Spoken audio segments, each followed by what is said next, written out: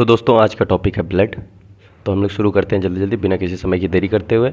बहुत छोटा सा टॉपिक रहेगा, कुछ हिस्से आज होंगे पार्ट 1 में, कुछ हिस्से पार्ट 2 में होंगे, कुछ हिस्से पार्ट 3 में।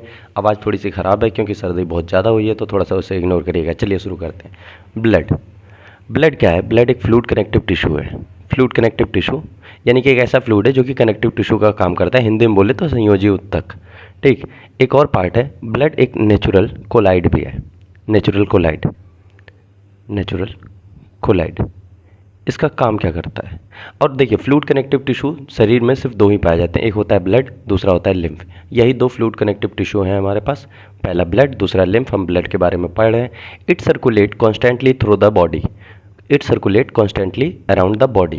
ये बॉडी में कॉन्स्टेंटली सर्कुलेट करता रहता है, जिस वजह से इसमें कॉन्स्टेंट कम्युनिकेशन होता है बिटवीन टिश्यू के बीच में कॉन्स्टेंट कम्युनिकेशन पाया जाता है। इसका फंक्शन क्या है? इसका फंक्शन है, ये ट्रांसपोर्ट करता है किस किस चीज़ों को? ऑक्सीजन को, न्यूट्रिएंट्स को, हार्मोन्स को, हीट को, प्रोटेक्टिव सब्सटेंस को। इन सारी चीज़ों को ट्रांसपोर्ट करने में मदद करता है। अब बहुत लोग बोलेंगे कि हीट को कैसे ट्रांसपोर्ट करता है। इसके लिए पहले हमें जानना पड़ेगा विलियम हार्वे के बारे में। विलियम हार्वे वो थे जिन्होंने सर्कुलेटरी सिस्टम को खोजा था। सर्कुलेटरी सिस्टम के बारे में इन्होंने अपनी थीसिस दी थी। इन्होंने बताया था कि ब्लड जो है हमारी बॉडी में सर्कुलेट करता रहता है, और ब्लड प्रेशर के बारे में भी थोड़ा बहुत इन्होंने ही बताया था कि 120 की स्पीड में जाएगा और 80 की स्पीड में आएगा, वही हम लोग बोलते हैं ब्लड प्रेशर। उसके साथ साथ इसी से हम जानते हैं, इसी सर्कुलेटरी सिस्टम से हमें क्या पता चला कि ब्लड जो है वो हीट को रेगुलेट करता है। हीट को रेगुलेट करता है। जब भी हमारी बॉडी में गर्मी ज़्यादा हो जाती है, ज़्यादा बॉडी जो हमारी है वो वार्म हो जाती है, तो जो वेसल्स होते हैं वो डायलेट हो जाते हैं, जिस वजह से स्किन से टेम्परेचर बाहर चला जाता है। ठीक, और जब भी बॉडी हमारी कुछ ज़्यादा ठंडी हो जाती है तो हमारी वेसल्स जो होती हैं वो कॉन्ट्रैक्ट हो जाती हैं और हमारी हीट को स्टोर किया जाता है। ठीक, उम्मीद करते हैं आप लोगों को समझ में आ गया होगा। अब जान लेते हैं ब्लड बैंक।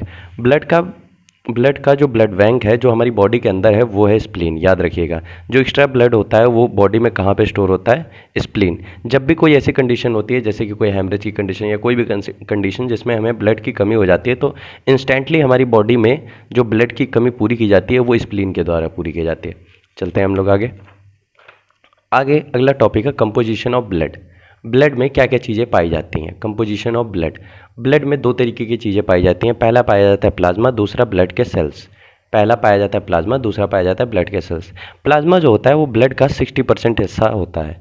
बहुत जगह पे आप लोग पढ़ेंगे 55, और आइडियल वैसे 55 ही है, लेकिन जितने भी आपकी जीएस जीके वाली बुक होती है उनमें 60 ही दिया रहता है, लेकिन जितने भी मेडिकल रिलेटेड बुक्स होंगी वहाँ पे 55 दिया रहेगा।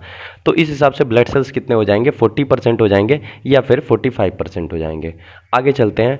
प्लाज्मा का कलर कैसा होता है? प्लाज्मा स्ट्रॉ कलर्ड होता है। स्ट्रॉ कलर्ड मतलब थोड़ा सा लाइट येलो स्ट्रॉ कलर्ड होता है, और ब्लड का लिक्विड पोर्शन होता है। ये ब्लड का लिक्विड पोर्शन प्लाज्मा होता है।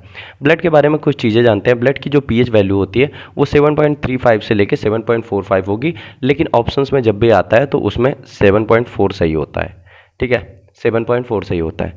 ब्लड की अमाउंट कितना हमारे बॉडी में पाई जाती है? इन मेल्स 5.5 लीटर, 5.5 लीटर यानी कि 5.5 लीटर मेल्स में पाई जाती है, 4.5 लीटर फीमेल्स में पाई जाती हैं। ब्लड के में एक और चीज़ पाई जाती है जिसको बोलते हैं हम लोग हेमोग्लोबिन। हेमोग्लोबिन क्या होता है? वीडियो को 1 मिनट पॉज करना पड़ेगा। हेमोग्लोबिन क्या होता है? हेमोग्लोबिन ब्लड की कैरिंग कैपेसिटी। ठीक, हेमोग्लोबिन में दरअसल क्या पाया जाता है? आयरन पाया जाता है। आयरन मेल्स में ये होता है 14 to 18 ग्राम पर डेसीलीटर। फीमेल में क्या पाया जाता है? 12 से 16 ग्राम पर डेसीलीटर। ये हमारी डिसाइड करता है कि कितनी ऑक्सीजन कैरिंग कैपेसिटी है, किसी भी सेल्स की कितनी ऑक्सीजन कैरिंग कैपेसिटी है। हेमोग्लोबिन ये जिम्मेदार रहता है कि कितना ऑक्सीजन हम ट्रांसपोर्ट कर पा रहे हैं। दरअसल थोड़े मैसेजेस ज़्यादा आ रहे थे जिस वजह से शायद आप लोग को आवाज़ भी आ रही होगी, इसीलिए हमने फ़ोन को डीएनडी पे लगा दिया। अगला हिस्सा है कॉन्स्टिट्यूएंट ऑफ प्लाज्मा। प्लाज्मा के क्या क्या हिस्से होते हैं? Constituent of plasma. प्लाज्मा में क्या क्या चीज़ें पाई जाती हैं? प्लाज्मा में जो सबसे ज़्यादा पाया जाता है वो होता है वाटर। वाटर जो होता है 92% पाया जाता है। उसके बाद क्या पाया जाता है? इलेक्ट्रोलाइट। इलेक्ट्रोलाइट में कैसे क्या क्या चीज़ें पाई जाती है? जैसे कि sodium, potassium, calcium, phosphate, magnesium, carbonate, ये सारी चीज़ें भी पाई जाती हैं। इनका अपना अपना रोल है। जैसे सोडियम आपका ये नर्व इम्पल्सेस के में काम दे देता है, कैल्शियम मसल कॉन्ट्रैक्शन वगैरह में काम दे देता है। ये सारी चीज़ें हमारी ब्लड के प्लाज्मा में पाया जाता है, उन्हीं के माध्यम से ट्रांसपोर्ट किया जाता है। फिर तीसरी चीज़ जो है वो है प्लाज्मा प्रोटीन। कुछ प्लाज्मा प्रोटीन भी होते हैं जैसे कि एल्ब्यूमिन हो गया, ग्लोबुलिन हो गया, फाइब्रिनोजन हो गया। Albumin, globulin, fibrinogen. एल्ब्यूमिन का क्या काम होता है, ये मोस्ट अबंडेंट होते हैं यानी कि प्लाज्मा में पाए जाने वाले सबसे ज़्यादा प्लाज्मा प्रोटीन। ठीक, ये क्या करते हैं, ये ऑस्मोटिक प्रेशर को मेंटेन करते हैं, साथ ही साथ हार्मोन्स और फैटी एसिड को ट्रांसपोर्ट करने में भी मदद करते हैं। ग्लोबुलिन क्या करता है, ये इम्यून रिस्पॉन्स में हमारा हेल्प करता है यानी कि डिफेंस सिस्टम में इसका रोल होता है। ठीक है, तीसरा आता है अपना आपका फिब्रिनोजन। फिब्रिनोजन क्या करता है, ब्लड क्लॉटिंग में हेल्प करता है फिब्रिनोजन। चौथा है न्यूट्रिएंट्स का ट्रांसपोर्ट करते हैं। न्यूट्रिएंट्स कहाँ से, न्यूट्रिएंट्स होते क्या है, द प्रोडक्ट ऑफ डाइजेशन, जो डाइजेशन से प्रोडक्ट निकलते हैं जैसे कि आपके ग्लूकोज हो गए, अमीनो एसिड हो गए, ग्लिसरॉल हो गए, ये सब एलिमेंट्री कैनाल के द्वारा, एलिमेंट्री कैनाल के अगल बगल से जितनी भी वेसल्स जाती हैं वहाँ से एब्जॉर्ब कर लिए जाते हैं। कहाँ से, एलिमेंट्री कैनाल या फिर एलिमेंट्री ट्रैक्ट भी बोल सकते हैं आप। एलिमेंट्री कैनाल के द्वारा वहाँ से ये एब्जॉर्ब कर लिए जाते हैं ब्लड में, फिर ब्लड से क्या होता है, जहाँ भी ज़रूरत होती है न्यूट्रिएंट्स की वहाँ पे ट्रांसपोर्ट कर दिया जाता है अपने टारगेट पे, अपने टारगेट टिश्यू या टारगेट ऑर्गन्स पे। फिर अगला देखते हैं, कुछ वेस्ट प्रोडक्ट्स भी पाए जाते हैं जैसे कि यूरिया हो गया, क्रिएटिनिन हो गया, यूरिक एसिड हो गया, CO2 हो गया, ये सारे क्या हैं, वेस्ट प्रोडक्ट, और इनको भी एक्सक्रीट करने के लिए, बॉडी से निकालने के लिए ब्लड के माध्यम से ही इनको एक जगह से दूसरी जगह ले जाया जाता है, वहाँ से फिर उनको एक्सक्रीट कर लिया जाता है। जैसे कि CO2 को ब्लड के माध्यम से लंग्स में पहुँचाया जाता है और फिर लंग्स से एक्सेल करके हम बाहर छोड़ देते हैं। कुछ हार्मोन्स जैसे कि एंडोक्राइन हार्मोन्स, जो एंडोक्राइन ग्लैंड जो होते हैं वो हार्मोन सिक्रेट करते हैं और वो डायरेक्ट ब्लड में उसको छोड़ देते हैं और ब्लड से क्या होता है, उसके टारगेट टिश्यू या फिर टारगेट ऑर्गन पे पहुंचा दिया जाता है जहां पे भी उस हार्मोन की ज़रूरत होती है। तो टारगेट टिश्यू या फिर टारगेट ऑर्गन में पहुंचा दिया जाता है ब्लड के माध्यम से। एक चीज़ आपको परसेंटेज से रिलेटेड जानना होगा जो कि हम लोग पढ़ रहे हैं, कहीं पे 62% हो रहा है, कहीं पे कुछ हो रहा है, कहीं मतलब किसी बुक में अलग, किसी बुक में अलग पढ़ते हैं। तो एग्जैक्ट परसेंटेज जो होता है वो वेरी करता है किस फैक्टर्स पे, कुछ फैक्टर्स पे वेरी करता है जैसे कि हाइड्रेशन, डाइट और हेल्थ और बोन्स पे। ठीक है, इन सारी चीज़ों पे भी डिपेंड करता है कि कितना किसी में 40% पाया जाएगा, किसी में 60%, किसी में 70%, इसीलिए बुक में हम लोग अलग अलग डेटा पढ़ते हैं। ठीक है, अब चलते हैं सेलुलर कंटेंट। प्लाज्मा पढ़ लिया हम लोगों ने, ब्लड के दो हिस्से थे, प्लाज्मा और सेलुलर कंटेंट। प्लाज्मा क्या था, 55% सेलुलर कंटेंट, 45%। तो प्लाज्मा हम लोगों ने पढ़ लिया। सेलुलर कंटेंट पे आते हैं। सेलुलर कंटेंट 3 तरीके के पाए जाते हैं। पहला एरिथ्रोसाइट जो कि हम RBC के नाम से भी जानते हैं। 99% ऑफ सेलुलर कंटेंट होते हैं, हालांकि कहीं कहीं पे आप लोग पढ़ेंगे 95, कहीं कहीं पढ़ेंगे 95 to 98।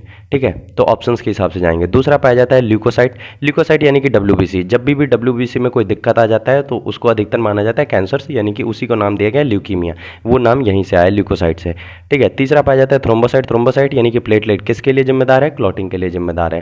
ठीक है, ये हालांकि 5 मिलियन पाए जाते हैं, ये 5 मिलियन पाए जाते हैं, 5 मिलियन यानी कि 50 लाख। ये करीब 2 लाख पाए जाते हैं, ये 10,000 पाए जाते हैं, 10,000 पाए जाते हैं। ठीक, इसी के आसपास होते हैं। हालांकि ये दोनों में मुझे कन्फ्यूज़न है, मैं देख के बता दूंगा, जब लाइव क्लासेस होंगे उनमें डिटेल में बता देंगे। ठीक है, इनका एग्जैक्ट मुझे नंबर नहीं याद है, इसका एग्जैक्ट है, इसका सही है, ये याद कर लीजिए आप, ये मत याद करिए, ये अभी मत याद करिए, ये मैं लाइव क्लास में आपको देख के बता दूंगा। ठीक है, फिर अगले टॉपिक पे आते हैं, हिमेटोपोइसिस। ये क्या होता है, ब्लड का फॉर्मेशन, इसका दूसरा नाम है haemopoiesis. Is the process of forming new blood cells in the body में नए ब्लड सेल्स बनाने की प्रोसेस को ही हम लोग बोलते हैं हीमोपोइसिस या फिर हिमेटोपोइसिस। ठीक, ब्लड सेल्स 2 जगह बनते हैं। पहला आपका बोन मैरो बनते हैं, बोन मैरो हमारी पूरी लाइफ में बनते हैं, पूरी लाइफ में हमारे बोन मैरो में बनते हैं। लेकिन जब हम लोग फीटल स्टेज में रहते हैं यानी कि अपने माँ के गर्भ में रहते हैं, अपने भ्रूण अवस्था में रहते हैं, तो कहाँ बनता है, लीवर में बनता है। उस समय बोन सेल्स, ये जो ब्लड सेल्स होते हैं वो लीवर में बनते हैं, ना कि बोन मैरो में। ठीक, बोन मैरो में हमारे पैदा होने के बाद यानी कि जब हम बच्चा बन गए तब हमारी पूरी लाइफ में बोन मैरो में बनता है, लेकिन दरअसल जब हम अपने भ्रूण अवस्था में रहते हैं तो वो सिर्फ और सिर्फ लीवर में बनेगा। ठीक है, और कुछ लिम्फोसाइट सेल्स भी होते हैं, जो लिम्फोसाइट्स सेल्स ऐसे सेल्स होते हैं जो कि सिर्फ और सिर्फ बोन मैरो में ना बन के लिम्फॉइड टिश्यू में भी बनते हैं। ठीक है, तो इस चीज़ को जरूर याद रखिएगा। अगले क्लास में हम लोग पढ़ेंगे RBC के बारे में, WBC के बारे में, प्लेटलेट के बारे में।